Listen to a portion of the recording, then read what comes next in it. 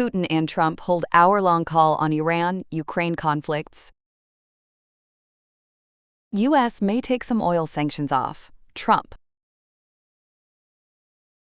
Iraq PM tells U.S. Iraqi airspace must not be used against neighbors. U.S.-Israel differences emerge over Iran war strategy. Report. Russian President Vladimir Putin and U.S. President Donald Trump have held a phone conversation to discuss major international issues. According to the Kremlin, the call was initiated by President Trump and lasted about 1 hour. Kremlin aide Yuri Ushakov said the discussion focused on the ongoing conflict involving Iran and diplomatic efforts related to the war in Ukraine. During the call, Trump reaffirmed Washington's interest in ending the fighting between Russia and Ukraine and reaching a long-term settlement. President Putin thanked the United States for its mediation efforts and said Russia remains open to continued dialogue. The two leaders also exchanged views on the escalating conflict involving Iran. Putin briefed Trump on his recent conversations with Gulf leaders and Iranian President Masoud Pezeshkian. Later, Trump described the discussion as a very good call, saying the two leaders talked about both the Iran war and the ongoing conflict in Ukraine. Earlier in the day, Putin warned that continued fighting in the Middle East could disrupt global oil and gas supplies, especially due to the effective closure of the Strait of Hormuz. He said the conflict could affect Gulf oil production and lead to higher global energy prices, while adding that Russia would continue supplying oil and gas to its trusted partners. U.S. President Donald Trump has announced that Washington may temporarily lift oil sanctions on some countries. Speaking to reporters at his Doral property in Florida, Trump said the sanctions would be removed for now while the situation stabilizes. He added that the United States might not reimpose the sanctions in the future, depending on how developments unfold. Trump acknowledged that easing the restrictions could lead to higher oil prices, but said the increase so far has been smaller than he expected.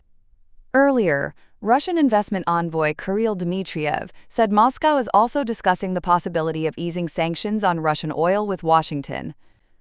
The discussions come amid rising tensions in the Middle East and concerns over global energy supplies. Iraq's Prime Minister Mohammed Shia al-Sudani has told U.S. Secretary of State Marco Rubio that Iraq should not be used as a launch point for attacks in the ongoing Middle East war. According to reports, al-Sudani made the remarks during a phone call with Rubio, stressing the importance of respecting Iraq's sovereignty.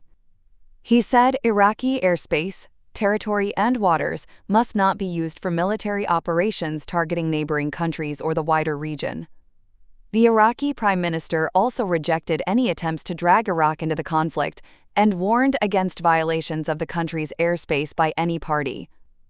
Since the war began, Iraq's airspace has seen heavy military activity, with fighter jets and missiles crossing the region.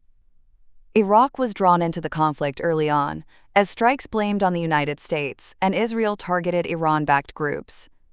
In response, those groups have claimed attacks on U.S. military bases in Iraq and other parts of the region.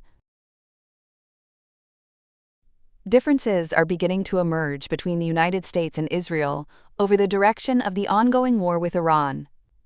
According to media reports, Israeli Prime Minister Benjamin Netanyahu has pushed for stronger military action against Iran and has welcomed Washington's involvement in the conflict.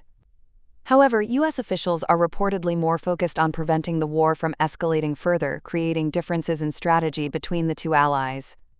Reports also suggest that U.S. President Donald Trump has received conflicting advice from advisors, some of whom expected Iran to weaken quickly after the start of the military campaign.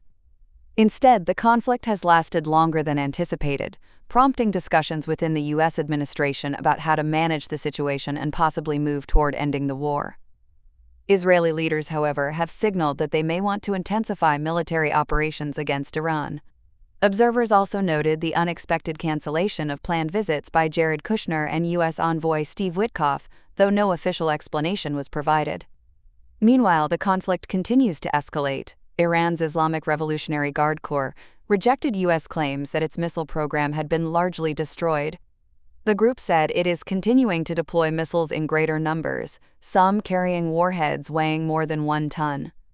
President Trump also warned that the United States would respond strongly if Iran attempts to block shipping in the Strait of Hormuz, a key global oil route. He said the U.S. would respond, quote, much harder if oil tankers were targeted in the strategic waterway.